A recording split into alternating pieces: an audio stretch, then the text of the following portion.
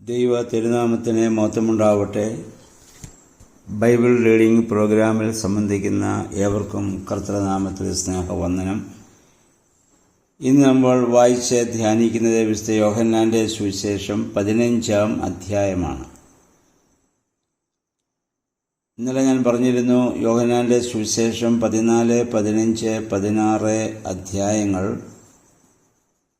കർത്താവിൻ്റെ ഏറ്റവും ശ്രേഷ്ഠമായ പഠിപ്പിക്കലുകൾ അടങ്ങിയിരിക്കുന്ന അധ്യായങ്ങളാണ്.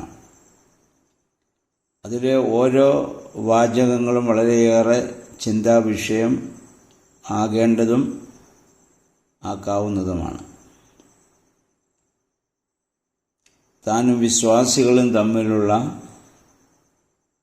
വലിയൊരു ബന്ധം ഈ 3 അധ്യായങ്ങളിൽ കാണാം. ഇത് കർത്താവ് തൻ്റെ 12 ശിഷ്യന്മാരോട് മാത്രം അവസാനം പറയുന്നതായ ഭാഗങ്ങളാണ്. 15-ാം അധ്യായത്തിൽ താനും വിശ്വാസികളും തമ്മിലുള്ള വലിയ ബന്ധമെന്തെന്ന് കർത്താവ് വ്യക്തമാക്കുന്നു. ആ ബന്ധം മനസ്സിലാക്കുവാൻ കർത്താവ് പറയുന്നതായ ഒരു സാദൃശ്യമാണ് മുന്തിരിച്ചെടിയും അതിലെ ശാഖകളും. യഹൂദന്മാരുടെ ഇടയിൽ പ്രധാനപ്പെട്ട യേശുവിൻ്റെ കാലത്ത് 2 തൊഴിലായിരുന്നു. ഒന്ന് കൃഷിയും 2 ആടിനെ മേയ്ക്കലുമായിരുന്നു. കൃഷിയിൽ പ്രധാനപ്പെട്ട ഒരു കൃഷിയായിരുന്നു മുന്തിരി നടുക, അതിലെ വീഞ്ഞ് ഉൽപ്പാദിപ്പിക്കുക. അത് അവരുടെ ജീവിതത്തിൻ്റെ വലിയൊരു ഭാഗമായിരുന്നു. അപ്പോൾ സാധാരണ ജീവിതത്തിലെ ഒരു ഉദാഹരണത്തിലൂടെ പറയുമ്പോൾ, അന്നത്തെ കാലത്ത് യഹൂദന്മാർക്കത് വളരെ വേഗം മനസ്സിലാക്കാൻ സാധിക്കും. മാത്രമല്ല, പഴയ നിയമത്തിൽ ഇസ്രായേലും ദൈവവുമായുള്ള ബന്ധത്തെ മുന്തിരിയും വള്ളിയുമായി പല സ്ഥലങ്ങളിൽ ചിത്രീകരിച്ചിട്ടുണ്ട്.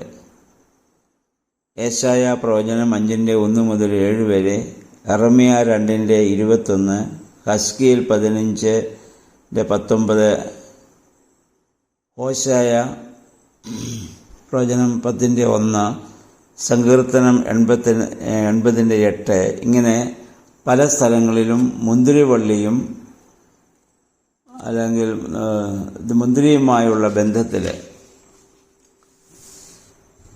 ക്രിസ്തുവും ദൈവവും വിശ്വാസവും ഇസ്രായേലും തമ്മിലുള്ള ബന്ധത്തെ ചിത്രീകരിച്ചിട്ടുള്ളതുകൊണ്ട് അന്നത്തെ കാലത്ത് ഇത് ശിഷ്യന്മാർക്ക് വളരെ വേഗം മനസ്സിലാകുന്ന കാര്യമാണ്. ഇവിടെ കർത്താവും വിശ്വാസവും തമ്മിലുള്ള ബന്ധത്തെക്കുറിച്ച് പറയുന്നത് മുന്തിരിച്ചെടിയും അതിലെ കൊമ്പുകളും തമ്മിലുള്ള ബന്ധമാണ്. ഞാൻ സാക്ഷാൽ മുന്തിരിവള്ളിയും എൻ്റെ പിതാവ് തോട്ടക്കാരൻ അഥവാ കൃഷിക്കാരനാണ്. ഈ ശാഖകളിൽ ഫലം തരാത്തതിനെ അവിടുന്ന് നീക്കിക്കളയും, എന്നാൽ ഫലം തരുന്നതിന് കൂടുതൽ കായ്ക്കുവാനായി അവിടുന്ന് വെട്ടിയൊരുക്കുകയും ചെയ്യുന്നു. ഞാനാകുന്നു സാക്ഷാൽ യഥാർത്ഥമായ മുന്തിരിത്തണ്ട് എന്ന കർത്താവിൻ്റെ പ്രഖ്യാപനം ഈ ഒരു വലിയ ബന്ധത്തിൽ നമുക്ക് കാണുവാൻ സാധിക്കണം. പഴയ നിയമത്തിൽ ഇസ്രായേലിനെ മുന്തിരിത്തള്ളാനായിട്ട് പറഞ്ഞിട്ടുണ്ടെങ്കിലും പ്രവാചകന്മാർ പറഞ്ഞു അതൊക്കെ കാട്ടുമുന്തിരിയായി മാറി. അപ്പോൾ കർത്താവ് പറഞ്ഞു, നിങ്ങൾ ഇസ്രായേലിലായതുകൊണ്ട് മാത്രം ദൈവത്തിൻ്റെ സാക്ഷാൽ മുന്തിരിത്തണ്ടിനോട് ബന്ധപ്പെട്ടിരിക്കുന്നു എന്ന് നിങ്ങൾ വിചാരിക്കുന്നു. പക്ഷെ അങ്ങനെയല്ല. നിങ്ങൾ അബ്രഹാമിൻ്റെ മക്കളായതുകൊണ്ടോ യഹൂദനായതുകൊണ്ടോ മാത്രം നിങ്ങൾ രക്ഷപ്പെടുകയില്ല. ദൈവവുമായുള്ള സജീവ ബന്ധത്തിൽ മാത്രമേ നിങ്ങൾക്ക് രക്ഷ പ്രാപിപ്പാൻ സാധിക്കുകയുള്ളൂ. ഇസ്രായേൽക്കാരൻ വിശ്വസിക്കുകയും അഭിമാനിക്കുകയും ചെയ്തിരുന്നത് അബ്രഹാമിൻ്റെ ആ പാരമ്പര്യത്തിൽ ഞങ്ങൾ ജനിച്ചതുകൊണ്ട് ഞങ്ങൾ ദൈവത്തിൻ്റെ സ്വന്തം ജനമാണ്, ദൈവം ഞങ്ങളുടെ മാത്രമാണ്, അതുകൊണ്ട് ഞങ്ങൾക്ക് ജാതികളെപ്പോലെയല്ല, ഞങ്ങൾ രക്ഷ പ്രാപിക്കുമെന്നാണ്. പക്ഷെ അതിൽ നിന്ന് വ്യത്യസ്തമായിട്ടാണ് കർത്താവ് പറഞ്ഞത്, കൊമ്പിന് മുന്തിരിവള്ളിയിൽ വസിച്ചല്ലാതെ ഫലം കായ്ക്കുവാൻ സാധിക്കുകയില്ല. കൊമ്പും മുന്തിരിവള്ളിയുമായുള്ള ബന്ധം ഒരിക്കലും വേർപെടുത്താനാവാത്ത ബന്ധമാണ്. കൊമ്പിൽ നിന്ന് ഈ വള്ളി വേർപെട്ടാൽ, ഈ വള്ളിയിൽ നിന്ന് ഈ കൊമ്പ് വേർപെട്ടാൽ അതിനൊരിക്കലും പിന്നെ ഫലം കായ്ക്കാൻ സാധിക്കുകയില്ല. വിശുദ്ധ കുർബാന സ്ഥാപിച്ചപ്പോഴും കർത്താവ് സ്വീകരിച്ച് മുന്തിരിയുടെ ചാറാണ്. അതിൽ തന്നെ ക്രിസ്തുവും വിശ്വാസികളും തമ്മിലുള്ള ബന്ധം അതിൽ തന്നെ കാണാൻ പറ്റും. മുന്തിരിത്തണ്ട് അതിൻ്റെ ചില്ലികൾക്കെന്നതുപോലെ കർത്താവ് സഭയുടെ അടിസ്ഥാനമാണ്. ക്രിസ്ത്യാനി ക്രിസ്തുവാകുന്ന ശരീരത്തിലെ അവയവങ്ങളാണെന്നൊക്കെയുള്ള പൗലോസ്ലീഹായുടെ പിന്നീടുള്ളതായ 1 കൊരിന്ത്യർ 12-ാം അധ്യായത്തിൽ നമുക്ക് കാണാൻ പറ്റും.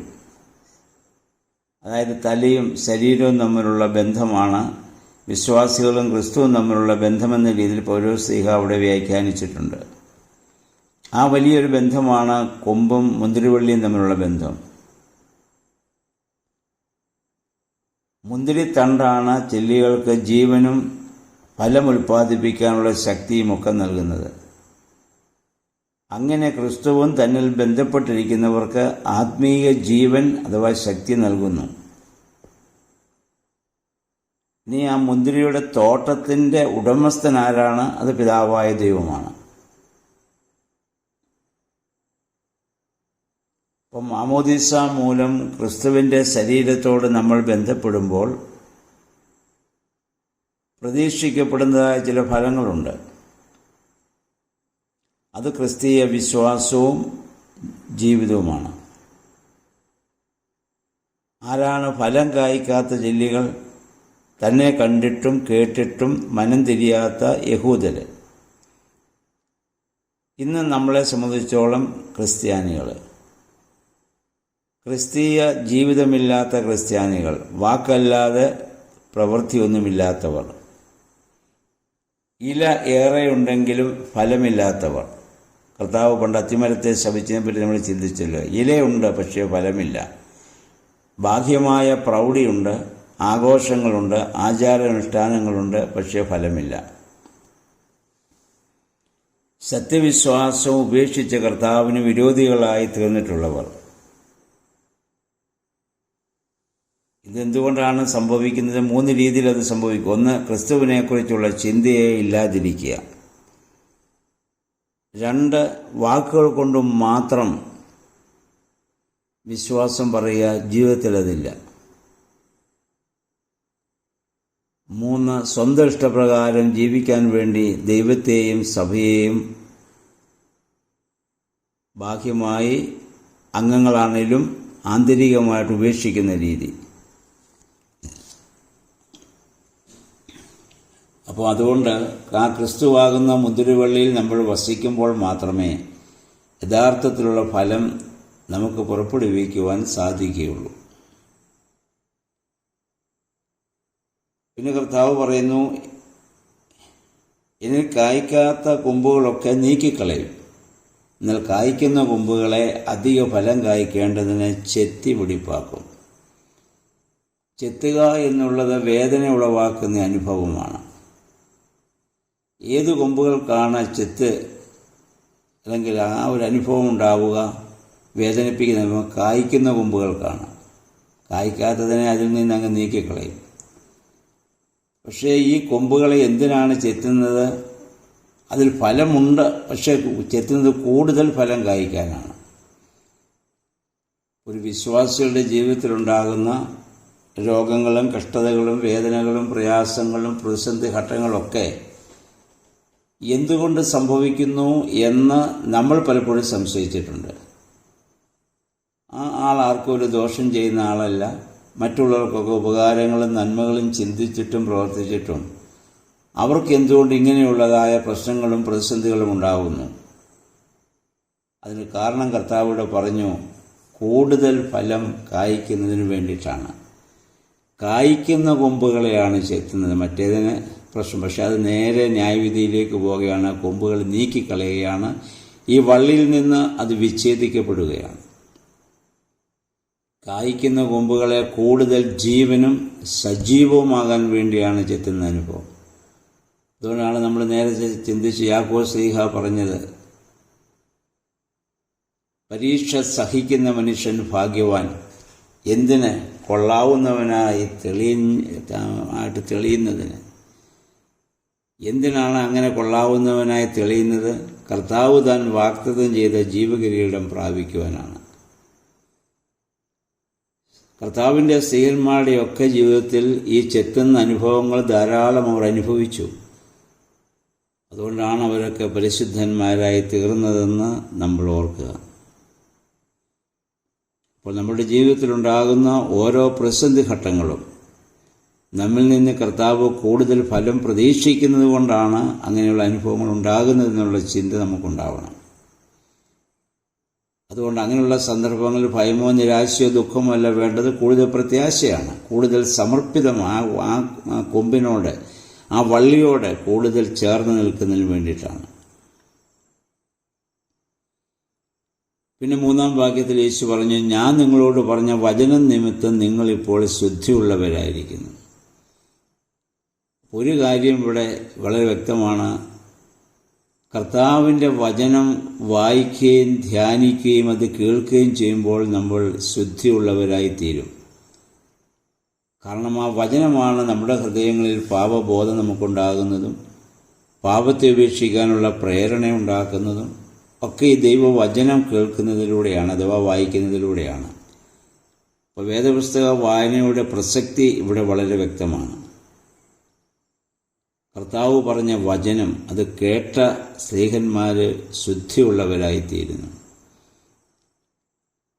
നമ്മിലെ പാപക്കറകളൊക്കെ അത് മുഖാന്തരമാണ് ഏറ്റുപറയാനുള്ള ഒരു പ്രവണത നമുക്കുണ്ടാവുന്നത്. അങ്ങനെയാണ് ആന്തരികമായി നമ്മൾ വിശുദ്ധീകരിക്കപ്പെടുന്നത്.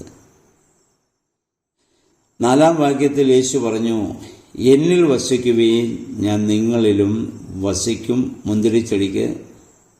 മുന്തിരിച്ചെടി നിൽക്കാതെ ശാഖയ്ക്ക് സ്വയമേ ഫലം പുറപ്പെടുവിക്കാൻ സാധിക്കാത്തതുപോലെ എന്നിൽ വസിക്കുന്നില്ലെങ്കിൽ നിങ്ങൾക്കും സാധിക്കുകയില്ല.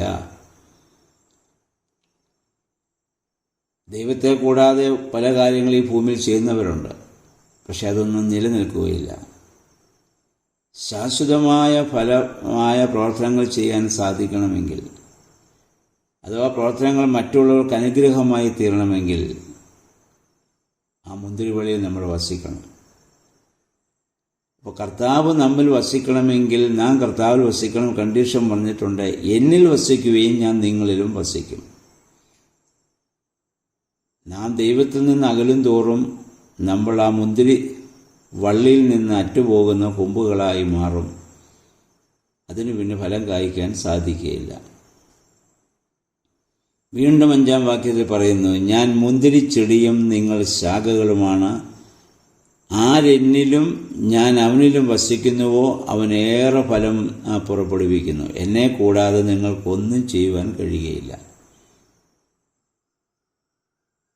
നേരത്തെ പറഞ്ഞു, നിരീശ്വരവാദികൾ ഒത്തിരി കാര്യങ്ങളൊക്കെ ഈ ഭൂമിയിൽ ചെയ്യുന്നുണ്ടാവാം. എന്നാൽ ഫലവത്തായ പ്രവർത്തനം ലോകത്തിന് കാഴ്ചവെക്കാൻ സാധിച്ചിട്ടുള്ളത് ക്രിസ്തുവിൽ വസിക്കുന്നവർക്കാണ്. ദൈവത്തെ കൂടാതെ പലതും ചെയ്ത ധാരാളം ആളുകളെ ബൈബിളിൽ നമുക്ക് കാണിക്കാം. ബാബേൽ കോട്ട പണിയാൻ, ദൈവത്തെ കൂടാതെ ബാബേൽ കോട്ട പണിയാൻ ആരംഭിച്ചു. അവിടെ ഭാഷ കലങ്ങിപ്പോവുകയാണ്. അതുവരെ ഒരു ഭാഷയായിരുന്നൊക്കെ കലങ്ങിപ്പോയി. ദൈവജനത്തെ പീഡിപ്പിച്ചവനായ ഫറവോ, ആഹാബ് രാജാവ്, ദൈവത്തെ കൂടാതെ പാപത്തിലേക്ക് വീഴേണ്ടി വന്ന ശിംശോന്, ബേൽസസർ, ഹെറോദേസ്, ഇവരുടെയൊക്കെ പരാജയം നമുക്കറിയാം. എന്നാൽ ദൈവമാകുന്ന മുന്തിരിവള്ളിയിൽ വസിച്ച കൊമ്പുകളാണ് നോഹ, മോശ, യോശുവ, അബ്രാഹാം, ഏലിയ, വിശുദ്ധ സ്ത്രീഹന്മാർ. ഇവരുടെയൊക്കെ ജീവിതത്തിലുണ്ടായ വിജയം നമ്മളൊന്ന് ഓർക്കുക. ദൈവത്തോടു കൂടെ മരുഭൂമി നടന്ന ഇസ്രായേൽ ജനം അനേക ജാതികളെ തോൽപ്പിച്ച് ആ സ്വന്തം ദേശം കരസ്ഥമാക്കാൻ അവർക്ക് സാധിച്ചു. അതിനുശേഷം ആ ജനം ദൈവത്തിൽ നിന്നകന്നപ്പോൾ അവരുടെ നാട് വിട്ട് ലോകമാകെ ചിതറിപ്പോകേണ്ട സാഹചര്യം അവർക്കുണ്ടായി. ഇത് നമ്മൾ മനസ്സിലാക്കും. ക്രിസ്തുവിൽ നമ്മൾ വസിക്കുമ്പോഴാണ് ഫലവത്തായ പ്രവർത്തനം നമുക്ക് ചെയ്യാൻ സാധിക്കുന്നത്. പിന്നെ 6-ാം വാക്യം, എന്നിൽ വസിക്കാത്തവൻ മുറിച്ച ശാഖ പോലെ പുറത്തെറിയപ്പെടുകയും ഉണങ്ങിപ്പോവുകയും ചെയ്യുന്നു. പിന്നെ അവർക്കൊരിക്കലും ഫലം കൊടുക്കുവാൻ സാധിക്കില്ല. അങ്ങനെയുള്ള കൊമ്പുകൾ ശേഖരിച്ച് തീയിലിടും. അതാണ് ന്യായവിധി. 7-ാം വാക്യം വളരെ പ്രസക്തമാണ്.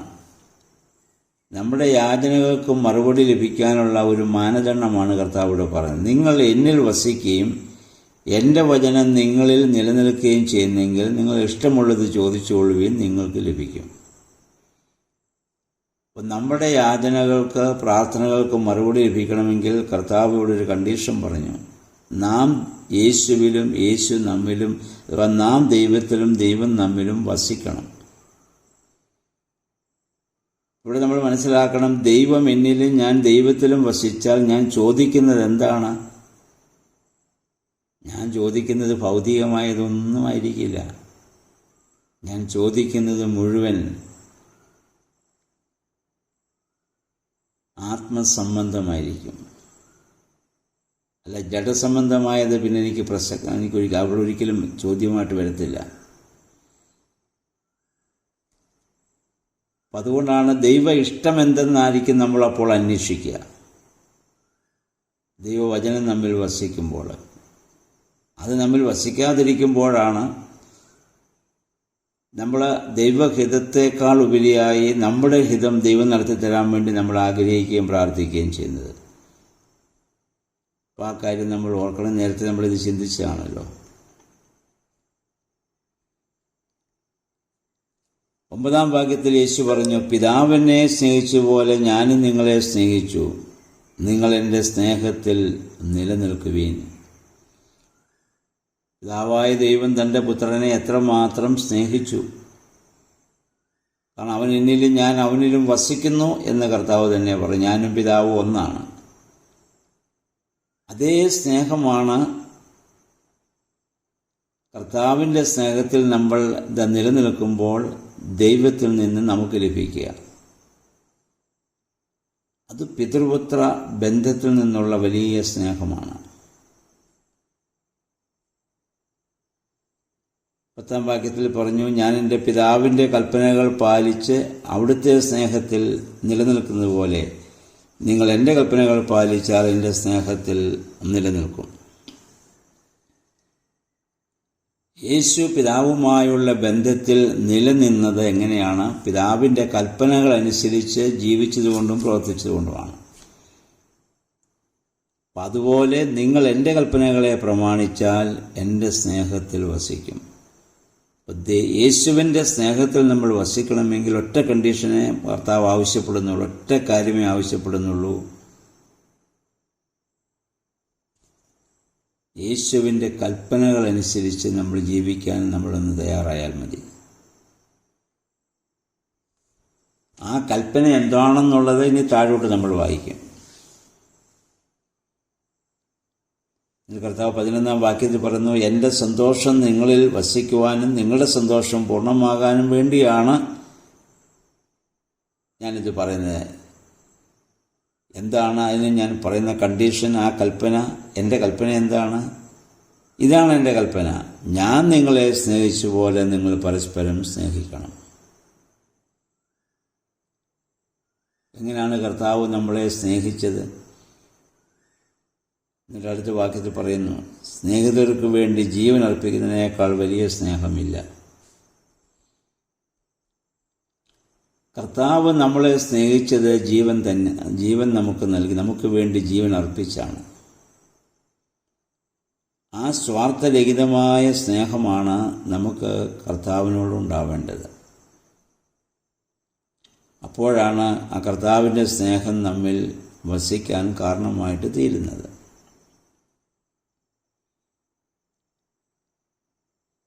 നമുക്കറിയാം, പഴയ നിയമത്തിൽ ഒരുപാട് കൽപ്പനകളുണ്ട്.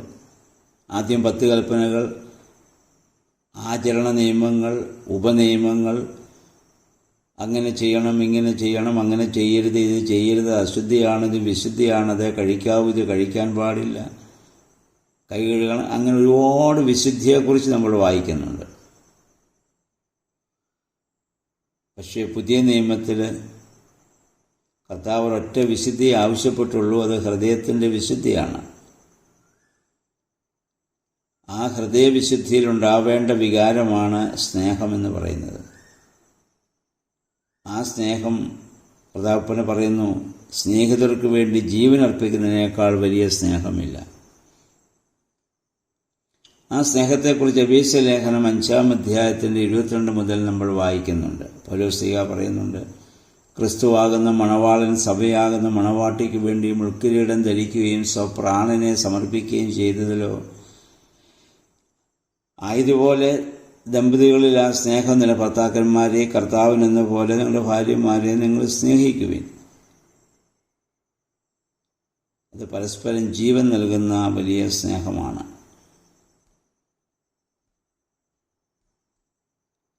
അപ്പോൾ നമുക്ക് ക്രിസ്തുവിൽ വസിക്കുമ്പോൾ മാത്രമേ അപ്രകാരം ത്യാഗപൂർണമായ സ്നേഹം നൽകാൻ സാധിക്കുകയുള്ളൂ. ഈ സ്നേഹത്തെക്കുറിച്ചാണ് 1 കൊരിന്ത്യർ 13-ാം അധ്യായത്തിൽ പൗലോസ് പറയുന്ന സ്നേഹം. അതിന് അഗാപ്പെ എന്നാണ് നമ്മൾ പറയുക. ദൈവിക സ്നേഹത്തിന് അഗാപ്പെ എന്ന് പറഞ്ഞാൽ sacrificial love or unending giving love. അത് സഹിക്കുന്ന സ്നേഹമാണ്, നിർത്താതെ കൊടുക്കുന്ന സ്നേഹമാണ്, ജീവൻ അർപ്പിക്കുന്ന സ്നേഹമാണ്. ആ സ്നേഹമാണ് പിതാവും പുത്രനും തമ്മിലുള്ള ബന്ധം. ആ സ്നേഹമാണ് യേശുക്രിസ്തുവും നമ്മളും തമ്മിൽ കർത്താവ് പ്രതീക്ഷിക്കുന്നത്. ഈ സ്നേഹം ആ തിരിച്ചറിഞ്ഞ പിതാക്കന്മാരാണ് കർത്താവിന് വേണ്ടി മരിക്കാൻ തയ്യാറായത്. നമ്മൾ പാടുന്നില്ലേ, ലോകം താത സഹോദര ജാതി തറവാടെല്ലാം ഉപേക്ഷിച്ച് കർത്താവിന് വേണ്ടി മരിച്ച് കർത്താവിനോട് ചേർന്നിരിക്കാൻ അവർ ഏറെ ആഗ്രഹിച്ചു. 14-ാം വാക്യത്തിൽ പറഞ്ഞു, ഞാൻ നിങ്ങളോട് കൽപ്പിക്കുന്നത് നിങ്ങൾ ചെയ്യുന്നെങ്കിൽ നിങ്ങൾ എൻ്റെ സ്നേഹിതരാണ്. അതുകൊണ്ട് ഇനി 15-ാം വാക്യം വളരെ പ്രസക്തമാണ്. ഇനി ഞാൻ നിങ്ങളെ ദാസന്മാരെന്ന് വിളിക്കുകയില്ല, കാരണം യജമാനൻ ചെയ്യുന്നത് എന്തെന്ന് ദാസൻ അറിയുന്നില്ല. എന്നാൽ ഞാൻ നിങ്ങളെ സ്നേഹിതന്മാരെന്ന് വിളിച്ചു. എന്തെന്നാൽ പിതാവിൽ നിന്ന് കേട്ടതെല്ലാം നിങ്ങളെ അറിയിച്ചു. ദാസനും യജമാനനും തമ്മിലുള്ള ബന്ധത്തിൽ യജമാനൻ്റെ ഹൃദയം പൂർണ്ണമായി ഒരിക്കലും യജമാനൻ ദാസനോട് പങ്കുവയ്ക്കുകയില്ല. പൂർണ്ണമായി പങ്കുവയ്ക്കുന്നത് സ്നേഹിതന്മാർ തമ്മിലാണ്. മാതാപിതാക്കളും മക്കളുമായുള്ള ബന്ധത്തിൽ പോലും പലതും മറച്ചു വയ്ക്കും.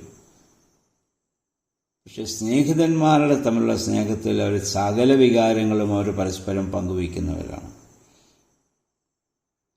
എല്ലാം പൂർണ്ണമായിട്ട് നമ്മൾ ഷെയർ ചെയ്യുന്നത് നമ്മുടെ സ്നേഹിതരോടാണ്. ആ ബന്ധമാണ് കർത്താവ് തൻ്റെ ശിഷ്യന്മാരുമായിട്ട് ഇപ്പോൾ ഇവിടെ പറയുന്നത്. നിങ്ങളിനിയും എൻ്റെ ദാസൻ, ഇതുവരെ ശിഷ്യന്മാരായിരുന്നു, ഇപ്പോൾ കർത്താവ് പറയുന്നു സ്നേഹിതനും തമ്മിലുള്ള ബന്ധമാണ് എന്ന് പറഞ്ഞാൽ ഈക്വൽ സ്റ്റാറ്റസാണ്, തുല്യ പദവിയാണ്. ആ പദവി കർത്താവ് നൽകുവാൻ ആഗ്രഹിക്കുന്നതുകൊണ്ടാണ് പറഞ്ഞ്, ഞാൻ സ്ഥലമൊരുക്കാൻ പോകുന്നു, ഞാൻ ഇരിക്കുന്ന ഇടത്ത് നിങ്ങളെ ഇരുത്തും എന്ന് കർത്താവ് പറഞ്ഞതിൻ്റെ അർത്ഥം അതാണ്. ദാസനൊരിക്കലും യജമാനിരിക്കുന്നിടത്ത് ഇരിക്കാനൊക്കത്തില്ല. പക്ഷെ സ്നേഹിതന് നമ്മളിരിക്കുന്നതിനേക്കാൾ ശ്രേഷ്ഠമായ സ്ഥാനം കൊടുത്താണ് നമ്മൾ ഇരുത്തുന്നത്. ആ ഒരു പദവി നമുക്ക് തരുന്നത് കൊണ്ടാണ് അവസാനം വിരുന്നിനെക്കുറിച്ച് പറഞ്ഞ് താതനിരുത്തും മേശയ്ക്ക് പുത്രൻ പരികർമ്മിക്കും. നമ്മുടെ സ്നേഹിതന്മാർ വരുമ്പോൾ നമ്മൾ അവരെ നമ്മളെക്കാൾ ശ്രേഷ്ഠമായ നിലയിൽ പരിഗണിച്ചിരുത്തി അവരെ നമ്മൾ ശുശ്രൂഷിക്കുകയാണ്. ആ സ്നേഹമാണ് കർത്താവ് നമുക്ക് നൽകുന്നത്. ഈ സ്നേഹമാണ് നമ്മിൽ നിന്ന് കർത്താവ് പ്രതീക്ഷിക്കുന്നത്. 16-ാം വാക്യത്തിൽ പറഞ്ഞു, നിങ്ങൾ എന്നെ തിരഞ്ഞെടുക്കുകയല്ല, ഞാൻ നിങ്ങളെ തിരഞ്ഞെടുക്കുകയാണ് ചെയ്തത്. നിങ്ങൾ പോയി ഫലം പുറപ്പെടുവിക്കേണ്ട നിങ്ങൾ നിലനിൽക്കുന്നതിന് വേണ്ടി നിങ്ങളെ ആക്കി വെച്ചതാണ്. ഇത് നമ്മളെപ്പോഴും മനസ്സിലാക്കണം. നമ്മൾ ഒരിക്കലും ദൈവത്തെ തിരഞ്ഞെടുക്കുകയല്ല, ദൈവം നമ്മളെ തിരഞ്ഞെടുക്കുകയാണ്. ലോകത്തിലെ മറ്റുള്ള എല്ലാ മതങ്ങളും ദൈവത്തെ അന്വേഷിക്കുന്ന മനുഷ്യനെക്കുറിച്ച് പറയുമ്പോൾ ക്രൈസ്തവ ചിന്തയിൽ മനുഷ്യനെ അന്വേഷിക്കുന്ന ദൈവത്തെയാണ് നമ്മൾ കാണുന്നത്. അങ്ങനെ അന്വേഷിച്ച് നമ്മളെ കണ്ടെത്തി. ഈ തെരഞ്ഞെടുപ്പ് എപ്പോൾ നടന്നുവെന്ന് എഫേസ്യർ ലേഖനം 1-ാം അധ്യായത്തിൻ്റെ 4 മുതലുള്ള വാക്യങ്ങൾ നമ്മൾ വായിക്കുന്നുണ്ട്. ലോകസ്ഥാപനത്തിനു മുൻപേ നമ്മളെ ക്രിസ്തുവിൽ അവൻ തിരഞ്ഞെടുത്തു എന്നാണ് അവിടെ പറയുന്നത്. പൗലോസ്ലീഹ പറയുന്നു, ലോകസ്ഥാപനത്തിനു മുൻപേ ക്രിസ്തുവിൽ ദൈവം നമ്മെ തിരഞ്ഞെടുത്തതാണ്, ക്രിസ്തുവിലാകാൻ. ലോകസ്ഥാപനം ഏതാണ്? ഭൂമി ഉണ്ടാവട്ടെ എന്ന് ദൈവം പറഞ്ഞാണല്ലോ. അതിനു മുൻപ് ഒരാളെ തിരഞ്ഞെടുക്കണമെങ്കിൽ ആളുണ്ടാവേണ്ടേ? ഇല്ലാത്തൊരാളെ തിരഞ്ഞെടുക്കാനാകുമോ? ഒരിക്കലും ആവില്ല. അതിനു മുമ്പ് നമ്മൾ എവിടെയായിരുന്നു? ദൈവത്തിൻ്റെ ചിന്തയിലും പദ്ധതിയിലും ഉൾപ്പെട്ടവരാണ്. ഈ ഒരു സത്യം നമ്മൾ എപ്പോഴും മനസ്സിലാക്കണം. നമ്മൾ ജനിച്ചതിന് ശേഷമല്ല നമുക്ക് അസ്തിത്വമുണ്ടായത്. ലോകത്തിന് മുൻപാകെ നമുക്ക് അസ്തിത്വമുണ്ടായത് നമ്മൾ ജനിച്ചതിന് ശേഷമാണ്. പക്ഷെ ദൈവദൃഷ്ടിയിൽ ലോകസ്ഥാപനത്തിന് മുൻപേ നമുക്ക് വ്യക്തിത്വമുണ്ട്. അതുകൊണ്ട് യിരെമ്യാവോട് പറഞ്ഞത്, നീ നിൻ്റെ അമ്മയുടെ ഉദരത്തിൽ ഉരുവാകുന്നതിന് മുൻപ് ഞാൻ നിന്നെ അറിഞ്ഞു, വിശുദ്ധീകരിച്ചു, പ്രവാചകനായി അന്നേ ഞാൻ നിയമിച്ചതാണ്. ആ ദൈവിക പദ്ധതി പ്രകാരമാണ് ഓരോ വ്യക്തിയും ഭൂമിയിലേക്ക് ജനിക്കുന്നത്. അപ്പോൾ ലോകസ്ഥാപനത്തിന് മുൻപുള്ള ആ തെരഞ്ഞെടുപ്പിന് പങ്കുവഹിക്കുവാൻ കർത്താവ് നമ്മളെ വിളിച്ചു. ആ ഒരു വിളിയാണ് നമുക്കിന്ന് ക്രിസ്ത്യാനികളായി തീരുവാനുള്ള അവസരം നമുക്ക് ലഭ്യമായത്. അത് നമ്മുടെ ആരുടെയും പ്രവൃത്തിയുടെ ഫലമല്ല. 2 തീമോത്തിയോസ് 1:9 ഇതിനോട് ചേർന്ന് വായിക്കുക. ദൈവത്തിൻ്റെ ദാനം മാത്രമാണ്. നമ്മുടെ ആരുടെയും പ്രവൃത്തി കണ്ടിട്ടല്ല ദൈവം നമ്മളെ തിരഞ്ഞെടുത്തത്. ദൈവത്തിൻ്റെ വലിയ കൃപയാണ്. എന്തിനാ ലോകസ്ഥാപനത്തിന് മുമ്പ് നമ്മളെ തിരഞ്ഞെടുക്കുന്നത്? അവൻ്റെ കൃപയ്ക്കും മഹിമാധനത്തിനും പങ്കുപറ്റുവാനാണെന്ന് എഫേസ്യ ലേഖനത്തിൽ പൗലോസ്ലീഹ പറയുന്നു. അവസാനം കർത്താവ് ഞാൻ പറഞ്ഞ ഒരിക്കൽ കൂടി പറയുന്നു, ഞാൻ നിങ്ങളോട് കൽപ്പിക്കുന്നു, നിങ്ങൾ പരസ്പരം സ്നേഹിക്കുവിൻ. 18 മുതലുള്ള വാക്യങ്ങൾ യേശു പറയുന്നു, നിങ്ങൾക്കിനി വരാൻ പോകുന്നത് ലോകം നിങ്ങളെ വെറുക്കുമെന്നുള്ളതാണ്. അത് സ്ത്രീഹന്മാരോട് കർത്താവ് മുന്നമേ ഒരു മുന്നറിയിപ്പാട്ട് കൊടുക്കുകയാണ്. കാരണം അത് എന്നെ ദ്വേഷിച്ചെങ്കിൽ എൻ്റെ ശിഷ്യരായ നിങ്ങളെയും അത് ദ്വേഷിക്കും. നിങ്ങൾ ലോകത്തിൻ്റെ മക്കളായിരുന്നെങ്കിൽ ലോകം നിങ്ങളെ ദ്വേഷിക്കത്തില്ലായിരുന്നു, ലോകം നിങ്ങളെ സ്നേഹിക്കുമായിരുന്നു. ലോകത്തെ സ്നേഹിക്കുകയും ലോകം സ്നേഹിക്കുകയും ചെയ്യുന്നവരെയാണ് ഇന്ന് അധികമായും ഒരു 99% ആൾക്കാരെ ഈ ഭൂമിയിൽ നമുക്ക് കാണാൻ പറ്റുന്നത്. കാരണം അവർ ലോകത്തിന് സ്വന്തമായവരാണ്. പക്ഷേ നമ്മളതിൽ നിന്ന് വിളിക്കപ്പെട്ട് വേർതിരിക്കപ്പെട്ടവരാണ്. അതുകൊണ്ട് ലോകം നമ്മളെ ദ്വേഷിക്കും. എന്തുകൊണ്ടാണ് ലോകം നിങ്ങളെ ദ്വേഷിക്കുന്നത്? ഞാൻ ലോകത്തിൽ നിന്ന് നിങ്ങളെ തിരഞ്ഞെടുത്തത് കൊണ്ടാണ്. അപ്പോൾ ആ ദൈവത്തിൻ്റെ തിരഞ്ഞെടുപ്പ് നമ്മൾ മനസ്സിലാക്കി ദൈവത്തെ സ്നേഹിച്ച് ദൈവമാകുന്ന മുന്തിരിവള്ളിയിൽ വസിക്കുന്ന കൊമ്പുകളായി തീരാൻ നമ്മൾ ശ്രമിക്കേണ്ടതാണ്. നിങ്ങൾ പീഡ അനുഭവിക്കേണ്ടി വരും. എന്നെ പീഡിപ്പിച്ചെങ്കിൽ നിങ്ങളെയും അവർ പീഡിപ്പിക്കും. അതുകൊണ്ട് ഈ ഒരു ബോധ്യം ആദിമപിതാക്കന്മാരുണ്ടായിരുന്നുകൊണ്ടാണ് പീഡയൊക്കെ സന്തോഷത്തോടെ അവർ സ്വീകരിച്ചത്. 22-ാം വാക്യത്തിൽ കർത്താവ് പറയുന്നു, യഹൂദന്മാരെ കുറിച്ച് പറയുന്നു, ഞാൻ വന്ന് അവരോട് സംസാരിച്ചിരുന്നില്ലെങ്കിൽ അവർക്ക് പാപം ഉണ്ടാകുമായിരുന്നില്ല. എന്നാൽ ഇപ്പോൾ അവരുടെ പാപത്തെക്കുറിച്ച് അവർക്ക് ഒഴികഴിവില്ല. കാരണം സത്യം കർത്താവ് അവർക്ക് വെളിപ്പെടുത്തി. നമ്മൾ സത്യം മനസ്സിലാക്കിയിട്ട് ആ സത്യത്തിൽ നമ്മൾ നിലനിൽക്കാതെ നമ്മൾ ഉപേക്ഷിക്കുമ്പോൾ നമ്മുടെ പാപം നമ്മിൽ തന്നെ നിലനിൽക്കും.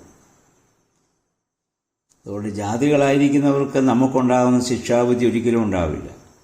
കാരണം അവർ സത്യത്തെ അറിഞ്ഞിട്ടില്ല.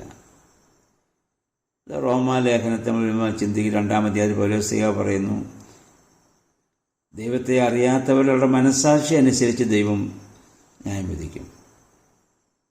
പക്ഷേ അറിഞ്ഞവനെ ന്യായപ്രമാണം അനുസരിച്ച് തന്നെ വിധിക്കും.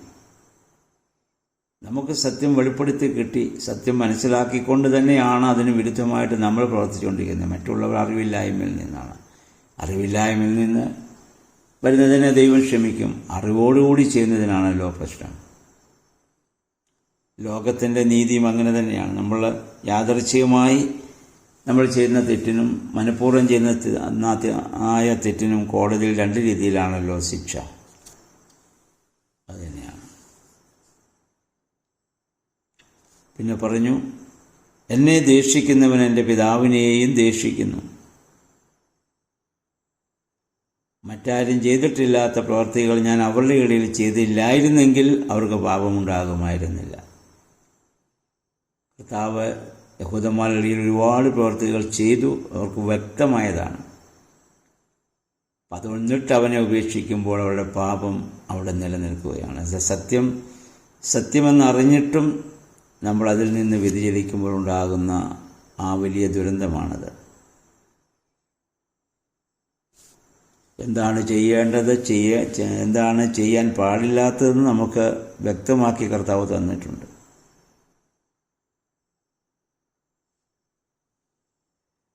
പിന്നെ 26-ാം വാക്യത്തിൽ യേശു പറയുന്നു, പിതാവിൻ്റെ അടുത്ത് നിന്ന് അയക്കപ്പെടുന്ന പരിശുദ്ധാത്മാവ സഹായകൻ, പിതാവിൽ നിന്ന് പുറപ്പെടുന്നതായ സത്യാത്മാവ് വരുമ്പോൾ അവൻ എന്നെക്കുറിച്ച് സാക്ഷ്യം നൽകും. അത് കർത്താവിൻ്റെ പുനരുദ്ധാന ശേഷം പെന്തക്കോസ്ത് ദിവസമാണ് സ്ത്രീയന്മാരുടെ മേൽ വന്നത്. കർത്താവ് ഈ പറഞ്ഞ വചനങ്ങളുടെയൊക്കെ ആഴം അപ്പോഴാണ് അവർക്ക് വ്യക്തമായി മനസ്സിലാക്കാൻ സാധിച്ചതും കർത്താവിന് വേണ്ടി മരിക്കാൻ അവർ തയ്യാറായതും. അപ്പോൾ ദൈവത്തിൻ്റെ പരിശുദ്ധാത്മാവ് നമ്മൾ വസിക്കുമ്പോൾ മാത്രമേ ദൈവത്തിൻ്റെ വചനത്തിൻ്റെ ആഴത്തെ നമുക്ക് ഗ്രഹിക്കുവാൻ സാധിക്കുകയുള്ളൂ. അതുകൊണ്ട് ആ പരിശുദ്ധാത്മാവെ ഞങ്ങൾ വസിക്കണമേ എന്ന് നമുക്ക് പ്രാർത്ഥിക്കാം. ഈ 15-ാം അധ്യായത്തിൽ പറഞ്ഞിരിക്കുന്ന പോലെ ക്രിസ്തുവാകുന്ന മുന്തിരിവള്ളിയിൽ വസിക്കുന്ന കൊമ്പുകളായി തീരുവാൻ നമുക്ക് നമ്മെ തന്നെ പൂർണ്ണമായിട്ട് സമർപ്പിക്കാം. ആ ഒരു വലിയ ബന്ധത്തിൽ നമ്മളായിരിക്കുമ്പോൾ നിസ്വാർത്ഥമായ സ്നേഹം, കർത്താവ് നമ്മളെ സ്നേഹിച്ചതുപോലെ മാത്രം നമുക്ക് മറ്റുള്ളവരെ സ്നേഹിക്കാൻ പറ്റും. ആ ഒരു അനുഭവത്തിലേക്ക് കടന്നു വരുവാൻ ദൈവത്തിൻ്റെ വചനം നമ്മളെ സഹായിക്കണം. കർത്താവ് പറഞ്ഞൊരു വചനം ഓർക്കുക, ഞാൻ നിങ്ങളോട് പറഞ്ഞ വചനം നിമിത്തം നിങ്ങൾ ശുദ്ധിയുള്ളവരായി തീർന്നിരിക്കുന്നു. കർത്താവിൻ്റെ വചനം വായിക്കുകയും ധ്യാനിക്കുകയും ചിന്തിക്കുകയും ചെയ്യുമ്പോൾ നമ്മൾ സ്വയം വിശുദ്ധീകരിക്കപ്പെടും. അങ്ങനെ നമ്മളെ വിശദീകരിക്കുന്നതായ വചനം എന്നും വായിച്ച് ധ്യാനിക്കുവാൻ നമുക്കിടയാവട്ടെ. ഇന്നേ പകൽക്കാലം ഈ 15-ാം അധ്യായം പല പ്രാവശ്യം വായിച്ച് കർത്താവ് നമ്മളുമായുള്ള ബന്ധം, ക്രിസ്തുവാകുന്ന മുന്തിരിവള്ളിയിൽ വസിക്കുന്ന കൊമ്പാണോ നമ്മളെന്ന് ശോധന ചെയ്യുവാനും ഇല്ലെങ്കിൽ ആ ബന്ധം വീണ്ടും പുനഃസ്ഥാപിക്കാനും ദൈവത്തിൻ്റെ പരിശുദ്ധാത്മാവ് നമ്മെ സഹായിക്കട്ടെ. എല്ലാവർക്കും നല്ല ഒരു ശുഭദിനം ആശംസിക്കുന്നു. ദൈവനാമം മാത്രം മഹത്വപ്പെടുമാറാകട്ടെ.